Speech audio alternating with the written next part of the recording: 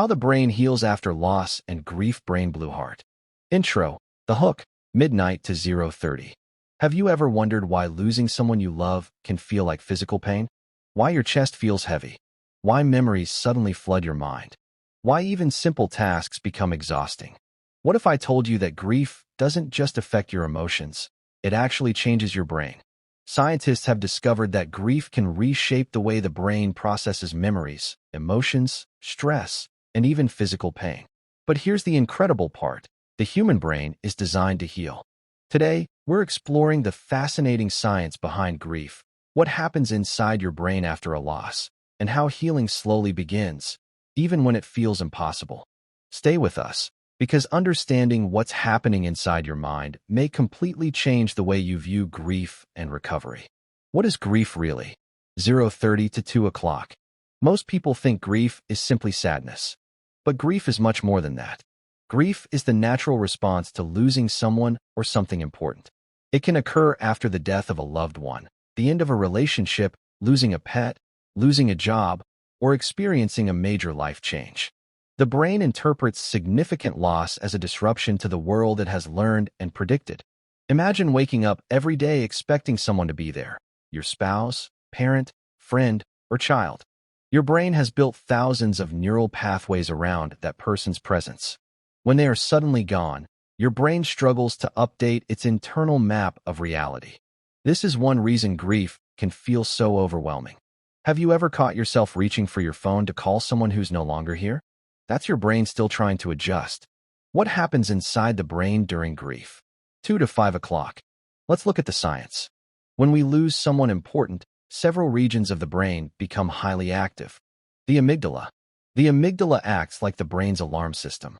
It processes fear, emotional pain, and threats.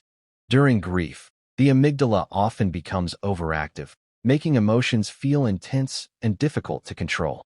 This can explain sudden crying spells, anxiety, and emotional overwhelm. The hippocampus. The hippocampus helps store memories. After a loss, it constantly retrieves memories connected to the person you've lost. That's why certain songs, smells, places, or photographs can instantly trigger powerful emotions. The prefrontal cortex. This area helps with decision-making and emotional regulation. Under intense grief, it may function less efficiently. As a result, concentration becomes difficult.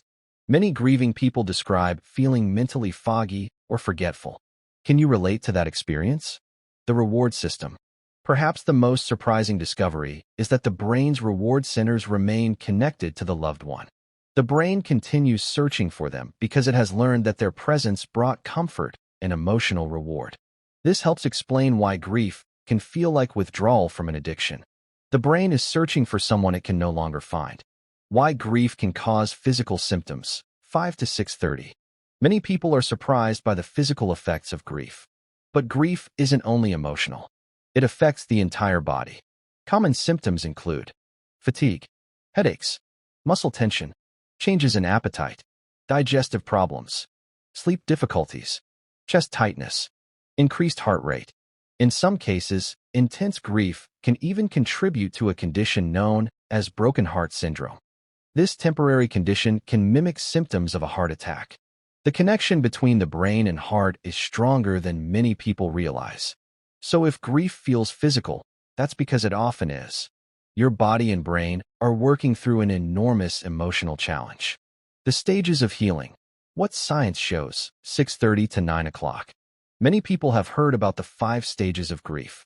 These include denial, anger, bargaining, depression, acceptance. But modern research shows that grief is rarely a straight line. Instead, healing often looks more like waves. Some days may feel manageable. Other days may feel just as painful as the beginning. And that's normal. The brain heals through a process called neuroplasticity. Neuroplasticity means the brain can adapt and reorganize itself. Slowly, the brain begins creating new pathways. The loss remains part of your story, but it no longer dominates every moment. Think about a deep wound. At first, it's painful and sensitive. Over time, the wound becomes a scar. The scar remains, but the pain usually decreases. Grief healing often follows a similar pattern. Risk factors for prolonged grief. 9 to 10:30. Not everyone experiences grief in the same way. Certain factors may increase the risk of prolonged or complicated grief. These include sudden or unexpected loss, loss of a child, multiple losses in a short period, lack of social support, previous mental health challenges, isolation and loneliness. If grief continues causing severe distress for many months or years without improvement, professional support may be beneficial. Seeking help is not a sign of weakness. It's a sign of caring for your mental and emotional health. Common myths about grief, 10:30 to 12 o'clock. Let's bust some common myths. Myth 1. You should be over it by now. Truth. There is no universal timeline for grief. Healing happens at different speeds for different people. Myth 2. Staying strong means not crying. Truth. Crying is a natural biological response. It can actually help regulate emotions. Myth 3. Moving forward means forgetting. Truth. Healing does not require forgetting. Many people continue loving and remembering someone while also building a meaningful life. Myth 4. Grief only affects emotions. Truth. Grief affects the brain, body, sleep, immune system, and overall health. Understanding this can reduce feelings of confusion and self-judgment. How the brain heals. Science-backed strategies. 12 to 1400 hours. Now for the most important question. How does healing happen? Research suggests several powerful tools. 1. Social connection. Humans are wired for connection. Talking with trusted friends, family members, or support groups can help calm the brain's stress response. 2. Physical activity. Exercise releases chemicals that improve mood and support brain health. Even a daily walk can help. 3. Quality sleep. Sleep is when the brain processes emotions and memories. Prioritizing healthy sleep habits can support recovery. 4. Mindfulness and meditation. These practices can reduce stress and improve emotional regulation. Just a few minutes per day may make a difference. 5. Meaning and purpose. Many people find healing through helping others, volunteering, creative expression, faith, or honoring the memory of a loved one. Purpose gives the brain a new direction. 6. Professional support. Therapists and grief counselors can provide evidence-based strategies for coping and healing. Seeking support is a healthy and proactive step. Real-life example, 14 to 1440. Imagine a woman named Sarah who loses her father. For months, she struggles with sadness, brain fog, and sleepless nights. At first, she believes she'll never feel normal again. But gradually, she begins walking daily, reconnecting with friends, attending a support group, and sharing memories of her father. The loss never disappears, but her brain slowly adapts. The pain becomes less overwhelming. The memories become more comforting than devastating. This is what healing often looks like. Not forgetting, not replacing, but adapting. Conclusion and takeaways, 1440 to 1500 hours. If you're grieving right now, remember this. Your brain is responding to one of life's most difficult experiences. The emotional pain, confusion, exhaustion, and longing are not signs that you're broken. They are signs that your brain and body are processing loss. Healing takes time. The pain may not disappear completely, but the brain has an extraordinary ability to adapt, recover, and find hope again. And every small step forward matters. What happens inside the brain during grief. When we lose someone we love, the brain doesn't simply accept the loss overnight. In fact, several brain regions become highly active during grief. The amygdala processes emotional pain and fear. The hippocampus stores memories of the person.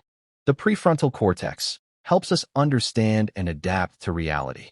This is why you may suddenly remember old moments, hear a familiar song, and feel emotional, or even expect the person to walk through the door.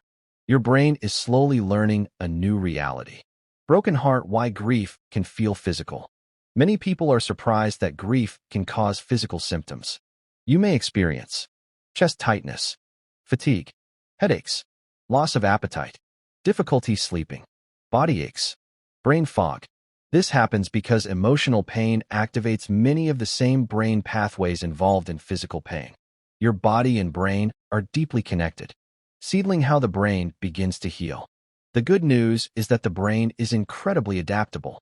Through a process called neuroplasticity, the brain can create new pathways and gradually adjust to life after loss. Healing often happens through white heavy checkmark talking about your feelings, white heavy checkmark spending time with supportive people, white heavy checkmark getting enough sleep, white heavy checkmark gentle exercise, white heavy checkmark prayer, meditation, or reflection, white heavy checkmark returning to meaningful activities. Healing doesn't mean forgetting. It means learning how to carry the love and memories forward while continuing your own journey. Hourglass not on how long does grief last. There is no universal timeline. Some people feel better within months. Others need years to adjust. Grief isn't a straight line. You may have good days, difficult days, and unexpected emotional waves. This is completely normal. The goal isn't to get over the loss. The goal is to learn how to live with it in a healthy way. Police Garlight when to seek professional help. Consider speaking with a healthcare professional if grief is causing severe depression, thoughts of self-harm, extreme isolation, inability to function in daily life, persistent hopelessness. Seeking help is a sign of strength and self-care. Blue Heart final message. If you're grieving right now, remember this.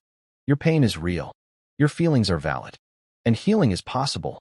The brain has an amazing ability to adapt, recover, and find meaning again, even after profound loss. One day, the memories that bring tears may also bring smiles. And that's part of the healing process. Before you go, here's something important to remember. Grief is not a sign of weakness. It's a reflection of love. The deeper the connection, the more powerful the emotions that follow a loss. Science shows that healing doesn't happen because memories disappear. Healing happens because the brain gradually learns to hold those memories in a different way. Over time, the intense pain often becomes softer. The sadness may still visit, but it doesn't control every moment. And while life may never be exactly the same, many people eventually discover new strength, purpose, and appreciation for the relationships they still have. Glowing Star key takeaways. Heavy checkmark grief affects both the brain and the body. Heavy checkmark emotional pain can activate physical pain pathways. Heavy checkmark symptoms such as fatigue, insomnia, and brain fog are common. Heavy checkmark the brain heals through neuroplasticity and adaptation. Heavy checkmark there is no correct timeline for grief. Heavy checkmark support, connection, healthy habits, and professional help can aid recovery. Blue Heart a message of hope. If you're struggling with grief today, remember, healing doesn't mean forgetting. Healing doesn't mean moving on without them. Healing means learning how to carry their memory with you while continuing to live your own life. Every small step forward matters. Every day you keep going is evidence of your resilience. And even when progress feels invisible, your brain is working behind the scenes to heal. Loudspeaker and screen. Backhand index pointing right. Like this video if you found it helpful. Backhand index pointing right. Subscribe for more science-backed health, psychology, and wellness content. Backhand index pointing right. Share this video with someone who may need encouragement today. Speech balloon comment below. What is one lesson grief has taught you about life?